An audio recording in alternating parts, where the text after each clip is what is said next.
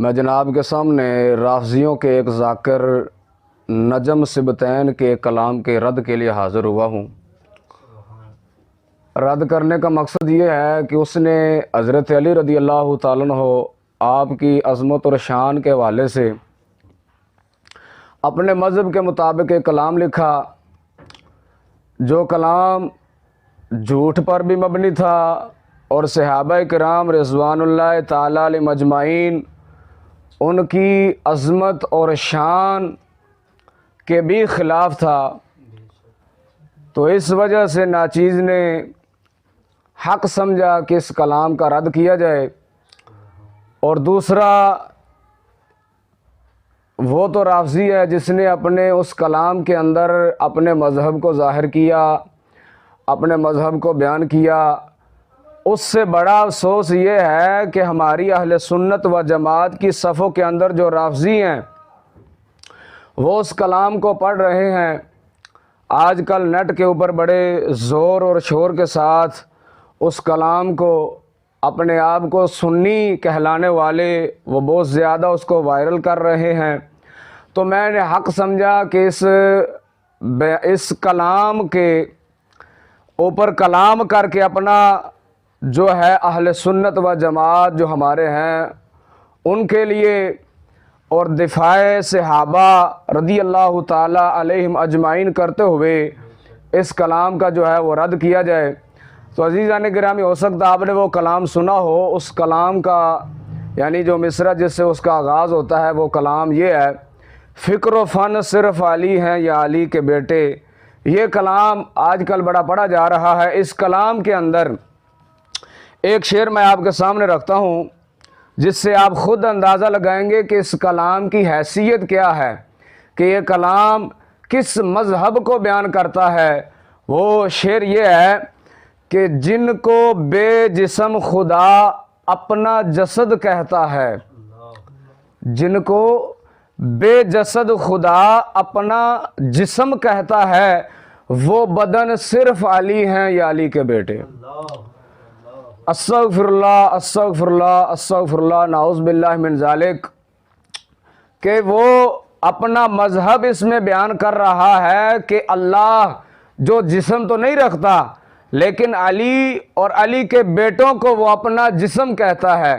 یہ اس نجم رافضی نے اپنے اس کلام کے اندر یہ شعر اس نے خود لکھا اور اس نے پڑھا بھی، لیکن ہماری اہل سنت و جماعت کے اندر جو اس وقت رافضی ہیں انہوں نے یہ شعر تو نہ پڑھا، باقی وہ پڑھتے ہیں۔ یہ کیوں نہ پڑھا؟ ان کو پتہ تھا کہ اگر ہم یہ شعر پڑھتے تو ہمارا حال بھی وہی ہونا تھا جو حنیف قریشی صاحب کا داتا دربار میں ہوا تھا۔ بے شک بے شک، اللہ، اس لیے انہوں نے یہ شعر نہ پڑھا، لیکن باقی اشعار وہ پڑھتے ہیں۔ ان کے رد کے لیے ناچیز حاضر ہوا ہے۔ اس کلام کو آپ ملاحظہ فرمائیں۔ پہلے میں وہ دو شعر پڑھتا ہوں، ان پر انشاءاللہ تعالی رد کرتا ہوں۔ پہلا شعر جو انہوں نے پڑھا کہ بت بنانے میں تو شامل تھے قبیلے سب کے، پر بت شکن صرف علی ہیں یا علی کے بیٹے۔ اس پر میں اولاً یہ عرض کروں گا کہ یہ بات تو حقیقت ہے، مسلم ہے، ثابت ہے کہ ہمارے کریم آقا صلی اللہ علیہ وسلم کی آمد شریف سے پہلے پورے عرب کے اندر بت پرستی عام تھی، حتیٰ کہ وہ قبیلہ قریش جس کی حفاظت کے اندر، جس کی نگہبانی کے اندر کعبہ تھا، وہ قبیلہ بھی بت پرستی سے محفوظ نہ رہ سکا۔ یہ بات مسلم ہے۔ اب حضرت علی رضی اللہ تعالیٰ عنہ کی فضیلت بت شکنی وہ اسلام کے بعد ہے، اور جنہوں نے اسلام قبول کیا، اسلام سے پہلے وہ بت پرست تھے، وہ ان کی جو حالت ہے وہ اسلام سے پہلے کی ہے، بعد کے نہیں۔ یہ بت شکن ہونا حضرت علی رضی اللہ تعالیٰ عنہ کی خصوصیت نہیں ہے۔ جس طرح حضرت علی رضی اللہ تعالیٰ عنہ آپ بت شکن ہیں، اسی طرح حضور علیہ السلام کے دیگر صحابہ بھی بت شکن ہیں۔ یہ آپ کی خصوصیت نہیں ہے۔ آپ علیہ السلام نے حضرت خالد بن ولید رضی اللہ تعالیٰ عنہ آپ کو بت توڑنے کے لیے بھیجا، حضرت عمر بن عاص رضی اللہ تعالیٰ عنہ آپ کو بت توڑنے کے لیے بھیجا، حضرت سعید رضی اللہ تعالیٰ عنہ، دیگر کتنے صحابہ ایسے ہیں جن کے بارے تاریخ کی کتب میں آتا ہے آپ علیہ الصلوۃ والسلام نے ان کو بھیجا بت توڑنے کے لیے، اور خود سیدنا امیر معاویہ رضی اللہ تعالیٰ عنہ، حضرت معاویہ رضی اللہ تعالیٰ عنہ کی والدہ محترمہ حضرت ہند رضی اللہ تعالیٰ عنہ، آپ نے جس وقت اسلام قبول کیا، اسلام قبول کرنے کے بعد طبقات ابن سعد کے حوالے سے بات کر رہا ہوں، آپ گھر تشریف لے کر آئیں، آپ کے گھر کے اندر جو بت تھا آپ اس کو ساتھ توڑ رہی تھی اور ساتھ آپ فرما رہی تھی، اوے تو ہے جس نے ہمیں اب تک غرور میں رکھا، ہمیں اپنے اللہ کو ماننے نہیں دیا، تو معلوم ہوا بت شکنی، بت شکن ہونا یہ حضرت علی کا خاصہ نہیں ہے، بلکہ حضور علیہ الصلوۃ والسلام کے دیگر صحابہ بھی بت شکن ہیں اور آپ کی صحابیات بھی بت شکن ہیں، یہ آپ کا خاصہ نہیں ہے۔ ہاں اتنا میں ضرور کہوں گا، رہی وہ روایت جو مشہور ہے کہ حضرت علی رضی اللہ تعالیٰ عنہ نے آپ علیہ الصلوۃ والسلام کے کندھوں مبارکوں پر سوار ہو کر بت توڑے، اگر یہ روایت ثابت ہو جائے صحیح سند کے ساتھ، اگر کہہ رہا ہوں اگر، کیونکہ اس روایت کے اندر کلام ہے محدثین کا،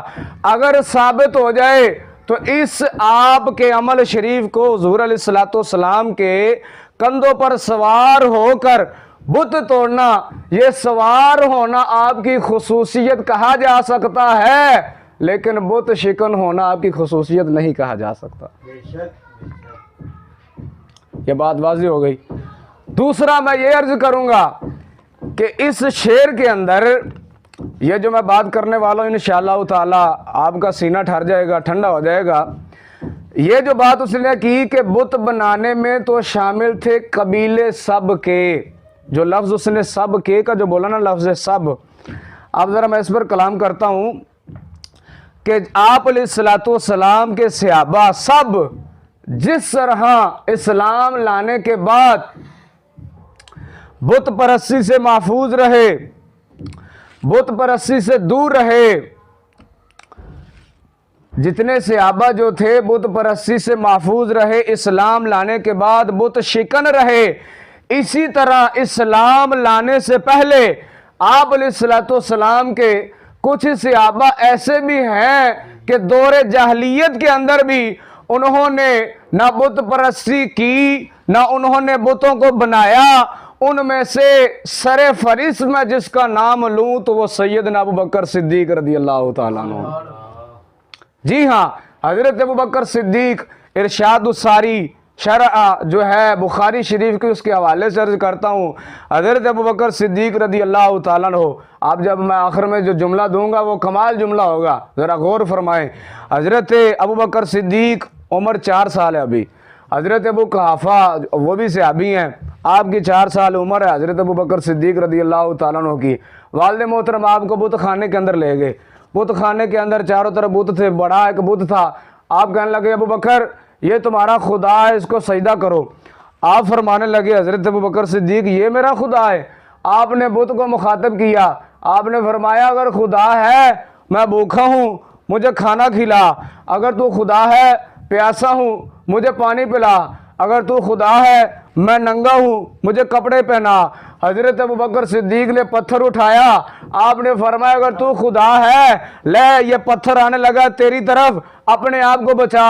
آپ نے پتھر مارا، 4 سال کی عمر، بت کو پتھر لگا، بت نیچے آیا، اور معلوم ہوا اسلام سے پہلے ابھی تو دور جاہلیت ہے، اس وقت بت پرستی کہاں رہی، بت بنانا تو کہاں رہا، اس وقت تو حضرت علی بھی پیدا نہیں ہوئے تھے جس وقت سیدنا ابوبکر صدیق نے بت توڑا تھا۔ تو معلوم ہوا جس طرح اسلام کے اندر سب سے پہلا مرتبہ ابوبکر صدیق کا ہے، اسی طرح سب سے پہلے بت شکنی، بت شکن ہونے کا مقام بھی سیدنا ابوبکر صدیق رضی اللہ تعالیٰ عنہ کا۔ تو یہ حق ہے جو ہم نے واضح کیا کہ یہ کہنا کہ حضرت علی رضی اللہ تعالیٰ عنہ اور آپ کے بیٹے وہی بت شکن ہے، تو یہ صرف اور صرف جھوٹ ہے، کذب ہے، یہ تاثر دینا اس شعر سے عوام کو، لانتی ہے وہ ملا، لانتی ہے وہ پیر، لانتی ہے وہ نعت خون، لانتی ہیں وہ نقیب حضرات جو آج اہل سنت و جماعت کے اسٹیجوں کے اوپر ایسے اشعار پڑھ کر صحابہ کرام رضوان اللہ تعالیٰ علیہم اجمعین کی ذات کے بارے ایسے برے تاثر دیتے ہیں جس سے پتہ چلے کہ بھئی اسلام کی خاطر جو خدمات آئی تھی وہ سب اہل بیت کی تھی، صحابہ کی کوئی خدمت نہیں تھی۔ تو ایسے نظریات اور ایسے تاثرات دینے والوں پر ہم اپنے دل سے لاکھوں لعنتیں بھیجتے ہیں۔ بے شک بے شمار سبحان دوسرا شعر، بے وطن کہ سب کی قبریں ہیں، کہ سب کی قبریں ہیں ٹھکانے ہیں، مگر بے وطن صرف علی ہیں یا علی کے بیٹے ہیں۔ یہ بات بھی، یہ شعر بھی جو ہے جہالت، جھوٹ اور غلو پر مبنی ہے۔ سب سے پہلے جو ہے میں لفظ ٹھکانے پر تبصرہ کرتا ہوں۔ یہ لفظ ٹھکانہ جو ہے صحابہ کرام رضوان اللہ تعالیٰ علیہم اجمعین کے بارے بولا جا رہا ہے کہ سب صحابہ کی قبریں جو ہیں وہ ٹھکانے لگ گئی مدینے میں یا مکے میں، بے وطن ہوئے ہیں یا علی ہوئے ہیں یا علی کے بیٹے ہوئے ہیں۔ ارے جاہل، ہم صحابہ کرام رضوان اللہ تعالیٰ علیہم اجمعین تو کہاں جو ان کے غلاموں کے غلاموں کے غلاموں کے غلام ہیں، ان کی قبور کے لیے بھی لفظ ٹھکانہ بولنا بے ادبی سمجھتے ہیں۔ بے شک تو انتہائی بے ادبی کا لفظ ہے یہ ٹھکانہ، صحابہ کے لیے جو بولا جاتا ہے۔ تو ایسے ملاؤں پیروں کو کیوں یہ بات نظر نہیں آتی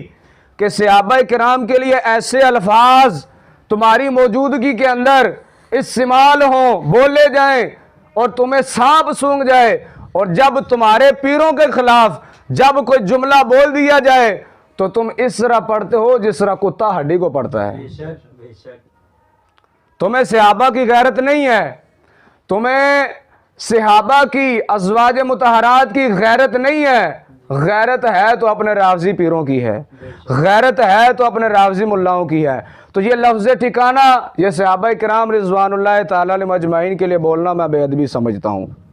دوسرے نمبر پر اس نے کہا سب کی قبریں، یہ بھی جھوٹ ہے۔ آپ علیہ الصلوۃ والسلام کے لاکھوں صحابہ ہیں، لاکھوں، سب صحابہ کی قبریں جو ہیں وہ مدینے میں نہیں ہیں، مکہ شریف میں نہیں ہیں، بلکہ ایسے صحابہ ہیں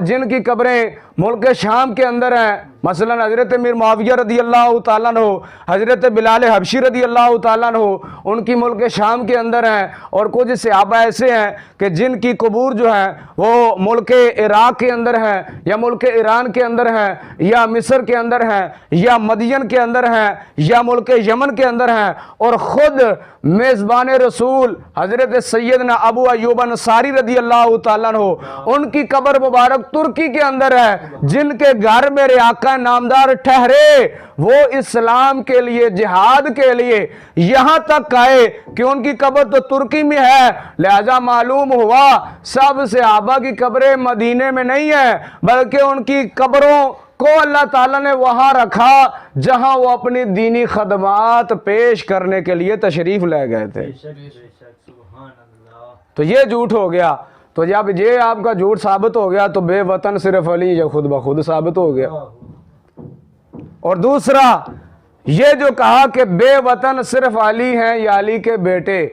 آپ کے بیٹوں میں سے ایک حضرت امام حسن ہے، امام حسین ہے۔ حضرت امام حسن رضی اللہ تعالی عنہ آپ کا مزار مبارک بھی جنت البقیع کے اندر ہے، اور جنت البقیع جو ہے وہ مدینہ شریف میں ہے، لہذا آپ کی یہ بات بھی جھوٹ ثابت ہو گئی۔ اب میرا سوال ہے آخر میں ان رافضیوں سے میں پوچھنا چاہتا ہوں کہ بے وطن، ایک ہے بے وطن ہونا، ایک ہوتا ہے بے وطن کرنا۔ لفظوں پر ذرا غور ہو، ایک ہوتا ہے بے وطن کرنا، ایک ہوتا ہے بے وطن ہونا۔ حضرت علی رضی اللہ تعالیٰ عنہ اور حضرت امام حسین رضی اللہ تعالیٰ عنہ یہ بے وطن ہوئے ہیں یا ان کو بے وطن کیا گیا ہے؟ اگر یہ بے وطن ہوئے ہیں تو وجہ کیا تھی؟ یہ ذرا آپ خود ہمیں بیان کر دیں بھی کیا وجہ تھی کہ انہوں نے خود اپنے آپ کو بے وطن کیا۔ خلفائے ثلاثہ کے دور کے اندر حضرت ابو بکر صدیق کے دور کے اندر دارالخلافہ مدینہ رہا، حضرت عمر کے دور کے اندر دارالخلافہ مدینہ رہا، حضرت عثمان غنی ذو النورین رضی اللہ تعالی عنہم ان سب کے زمانے کے اندر دارالخلافہ مدینہ رہا، حضرت علی رضی اللہ تعالیٰ عنہ آپ نے اپنی دور خلافت کے اندر کوفے کو دارالخلافہ بنایا، تو کیوں بنایا؟ یہ سوال ہم آپ پر چھوڑتے ہیں، اس کا جواب آپ ہمیں دے دینا۔ تو عزیزان گرامی، یہ وہ کلام ہے جو جھوٹ پر مبنی ہے، جس سے صحابہ کرام رضوان اللہ تعالی علیہم اجمعین ان کی سب خدمات پر پردہ ڈال دیا جاتا ہے، اور تاثر یہ دیا جاتا ہے کہ اسلام کے لیے بس جو قربانیاں دی ہیں وہ اہل بیت نے دی ہیں، صحابہ کی کوئی قربانیاں نہیں۔ حقیقت یہ ہے کہ صحابہ کرام رضوان اللہ تعالی علیہم اجمعین وہ ہیں کہ جنہوں نے اسلام کی خاطر جب مال کی قربانی دینے کی ضرورت پڑی تو انہوں نے اپنا مال دے کر یہ قربانی پیش کی، اور جب جان کی ضرورت پڑی تو صحابہ نے اپنی جان دے کر قربانیاں ادا کی۔ بے شک بے شک۔ تو یہ ہم اہل سنت و جماعت کا عقیدہ ہے کہ آپ علیہ الصلوۃ والسلام کے صحابہ کے بارے نہ ہم برا کہنا گوارا کرتے ہیں اور نہ ہی برا سننا گوارا کرتے ہیں۔ تو عزیزان گرامی، آخر کے اندر یہ میں گزارش کروں گا، ایسے مولویوں، ایسے پیروں، ایسے نعت خوانوں، ایسے نقیبوں کو اپنے اسٹیجوں کے قریب نہ آنے دیں جو آپ کو رافضیت کا گند جو ہے آپ کے اسٹیجوں پر آ کر بیان کر کے آپ کا عقیدہ ایمان خراب کر کے چلے جاتے ہیں۔ دعا ہے اللہ جل شانہ ہمیں اہل حق کے ساتھ رہنے اور اہل حق کے ساتھ مرنے کی توفیق عطا فرمائے۔ وما علینا الا البلاغ۔